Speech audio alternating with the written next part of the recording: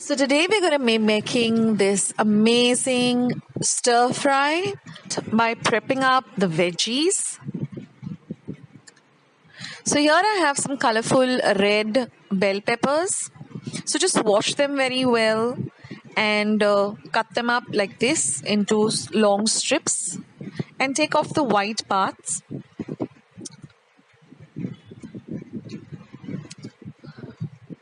Do the same with the yellow capsicum. You can also use the green capsicum. So the more colorful your food is, the more better it is for your health, and it even looks very appetizing.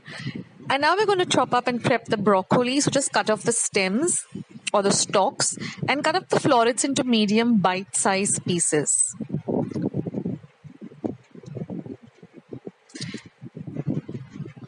So in this way, we get to eat a lot of these lovely, nutritious veggies.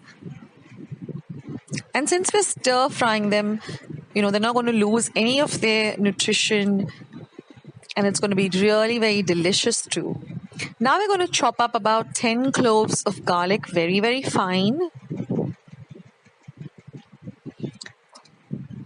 And similarly, I'm going to be taking about 1 inch of ginger and chopping that very fine too.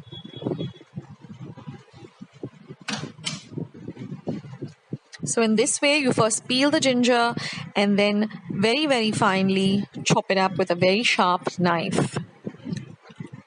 Now we're going to be prepping up our chicken. So if you're going to be using tofu or paneer, you can use the same method.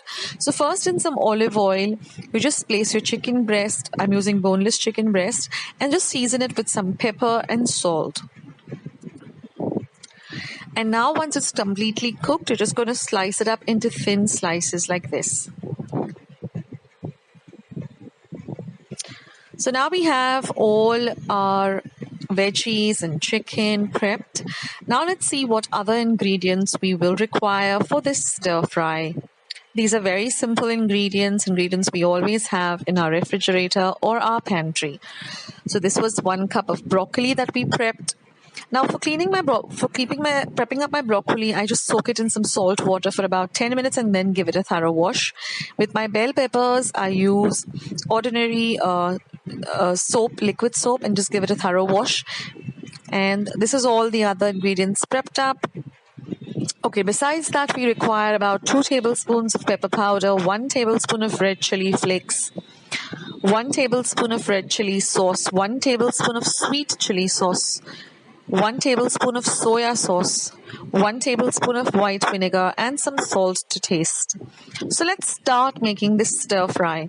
So we are going to be cooking on a very high flame, so you have to be really quick. You can get someone to help you to put the vegetables and the chicken into the dish. So here I'm using a large pan or a wok. Now once my oil is very hot, I'm going to be adding the ginger and the garlic. So you have to be very quick with this dish and cook on a high flame. So then we're going to add the colorful bell peppers. So in this way, the veggies don't lose their nutrition and they're still nice and crunchy. And plus, the dish is really very flavorsome too. So give them a quick stir fry. You can see I'm using a very high flame. Now we're going to throw in the broccoli, which we prepped up. Now you can add a little more veggies too. You can go with some baby corn. You can go with, all veggies, whatever you like to add in your stir fry. So now I put in the chicken. So if you're using tofu or paneer, you can add the tofu or paneer right now.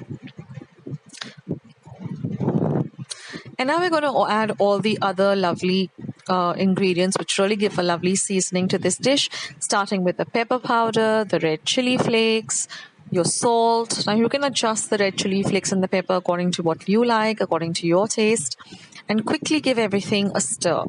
That's why this is called a stir fry, because you just put everything in a pot, you stir it on a very high flame, and in less than 10 minutes your dish is ready. So all you need to do is just prep up everything, Now we're going to add the sauces. So you can add the red chili sauce. Then we're going to add the sweet chili sauce. Then we're going to add the soya sauce and the white vinegar. So what I like to do is I like to prep all my veggies and keep them aside. And then I like to just put everything together, and it takes less than 10 minutes to prepare this lovely meal. And there it is, your stir fry is all ready. So now to accompany this stir fry, I like to prepare a rice. So what I like to do is I like to take about 1 cup of rice and I give it a thorough wash, and then I boil it in about 5 cups of water till it's just a little bit less than done. We don't want a very soft and mushy rice. So once our rice is really done, we just put off the flame, cover it, and just strain out all the water like this. So after all the water has been drained out, the rice is nice and loose. It's not sticky. The grains are all separated. What I like to do is the oil in which I had fried the chicken, which has got lovely flavor of pepper and salt, I just like to add in the rice, and on a very high flame, just give it a good stir. Because the oil is so nice and flavored.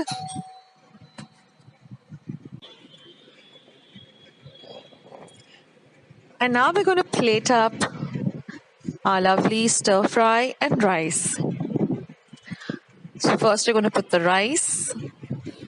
And whenever you're serving this dish, make sure that everything is nice and piping hot.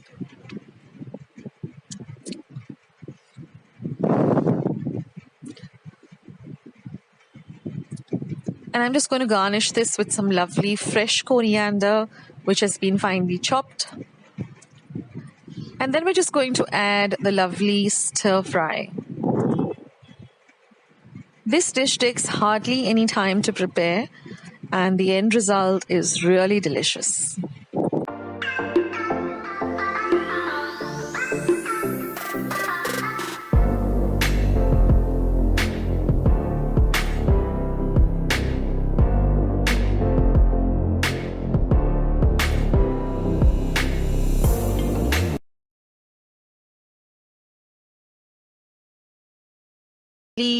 Goan sweet recipe, tizaan.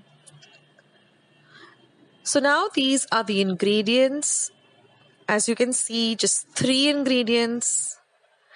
Now here I'm taking about 1 cup of coconut milk. Now you can extract fresh coconut milk. I have just used some powder coconut and put it in some hot water. This is 3/4 of a cup of goa jaggery, which I've grated. We're going to use a pinch of salt. This is about 1/2 cup of natsni flour or ragi flour, which is easily available, and it also has the husks because they grind it along with the husks, so that's much more healthier than rather soaking the natsni and then extracting the juice and then throwing away the husk. So this is easily available in any general store. Just ask them for ragi flour or natsni, and then we're going to use some water. Now here I have a pan, I have a whisk and a long wooden spoon. So let's just begin with today's very simple and very delicious and healthy recipe. So here I'm just going to add a little water at a time, and I'm going to make a paste. Now we don't want a very thick paste, but it should be a kind of a runny paste, but little on the thicker side. We don't want it to be very, very watery. So to 1/2 cup of this natsni flour, I'm going to be adding about 3/4 of the cup of water. Whisk it well so that there are no lumps in the paste. Now once we finish whisking with this, we're just going to set it aside for about 5 to 10 minutes.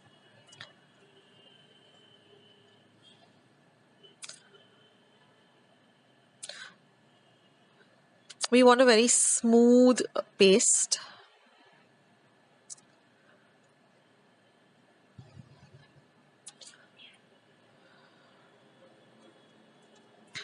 Like this. So it just flows like a very thin dosa batter. Now we're going to add a pinch of salt too to this natsuni paste. Again, stir it in and now keep it aside for about 5 to 10 minutes. Now we're going to add our grated jaggery to our coconut milk. And either we're using a spoon or a whisk, we're going to whisk it in. But I like to use my hands. So with my fingers, I can just crush all of the Goa jaggery into this coconut milk. That is the best way to ensure that all of the jaggery is nicely dissolved. Of course, ensure that your hands are clean. Now we did the same thing in the dal recipe, if you remember. For those of you who haven't seen my Goan dal recipe, I will leave a link for it below, and I will leave a link for all of the other Goan sweet recipes that I have uploaded on my channel. So now I'm going to put the heat on the pan on a very low to medium heat, and I'm going to add the coconut and jaggery mixture to the pan. And now I'm just going to stir the natsuni or the ragi mixture as well and add it to the pan. Now we're just going to stir this for about 5 minutes on a low to medium flame till it becomes into a thick porridge consistency. We don't want to thicken it very much like how it was with the dodol, but we wanted to have a very, a kind of a porridge consistency. Now this tizaan is given mostly to people who are, a little bit anemic or who are just getting well, or someone who's running a fever. And it's also given to small children as well as new moms, because this is very rich. Ragi or natsuni is very rich in iron and calcium. So anyone who's anemic, or if you have deficiency of iron, then you should incorporate natsuni or ragi in some form in your diet. I also have a recipe for my natsuni bhakri. I will link that also below. You can use, you go and check out that recipe. So these are the natural ways of increasing iron for those of you who have a deficiency of iron. So this is a very, very healthy porridge, and even small children are given this because it's easy for them to just swallow it. Of course, you shouldn't have this in too much of it, but in a moderate amount is good. So that's our tizaan already, and you can either have it piping hot or you can serve it chilled if you like it that way.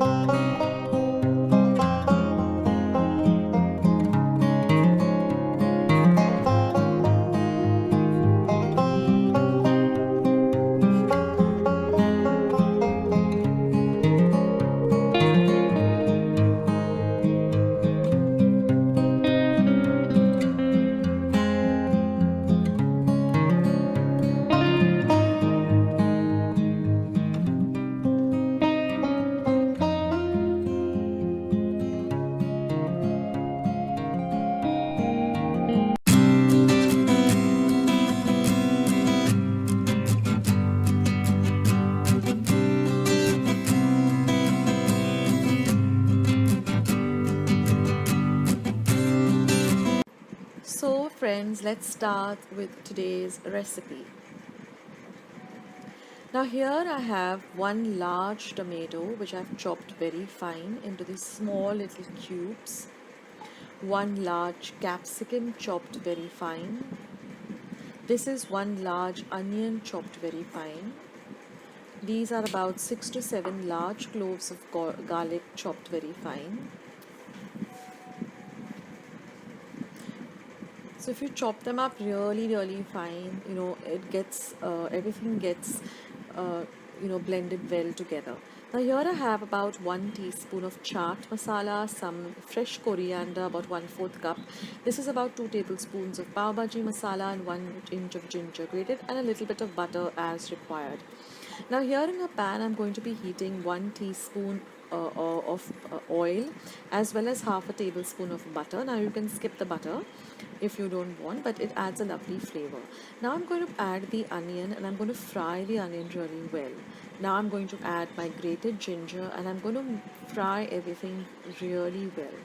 Next goes in the tomato, and I'm going to cover and cook till the tomato gets nice and cooked. Now I'm going to add some red Kashmiri chili powder. This is optional, just for the color.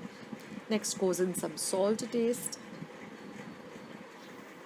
Again, I'm going to cover and cook till the onions and the tomato leave out some liquid.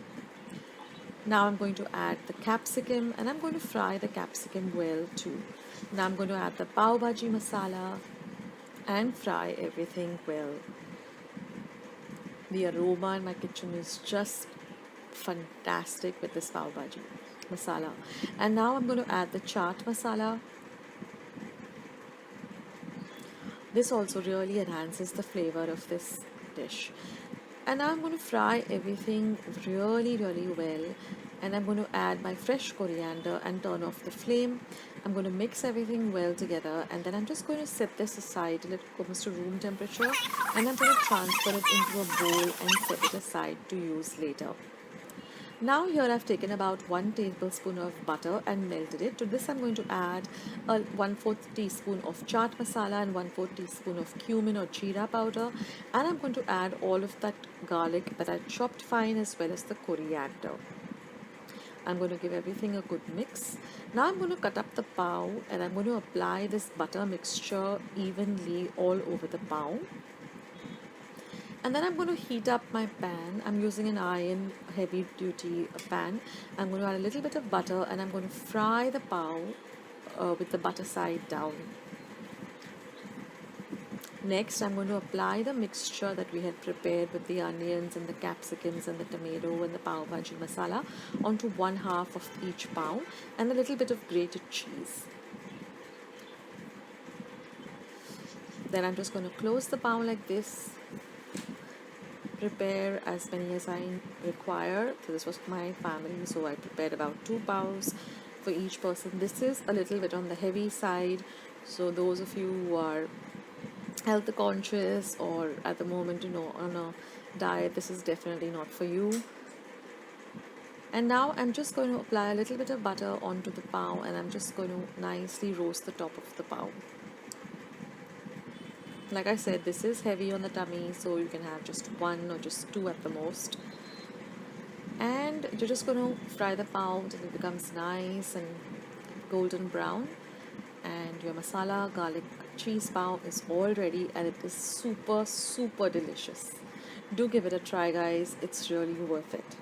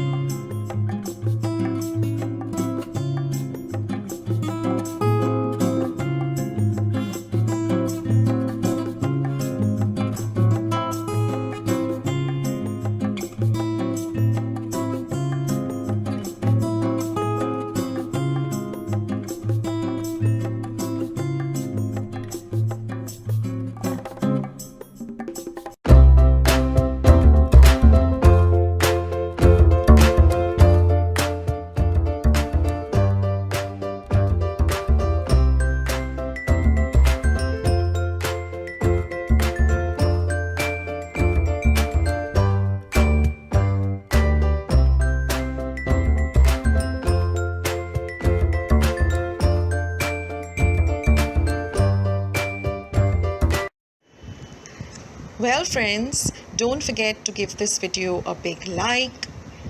Please do not forget to subscribe to my channel by hitting the red subscribe button you see below this video. Do ring the bell icon so every time I upload a new video, you'll be the first one to know. Please share my recipes with family and friends. Do visit my channel for more than 215 videos. And thanks so much for watching. See you in another video. Take care.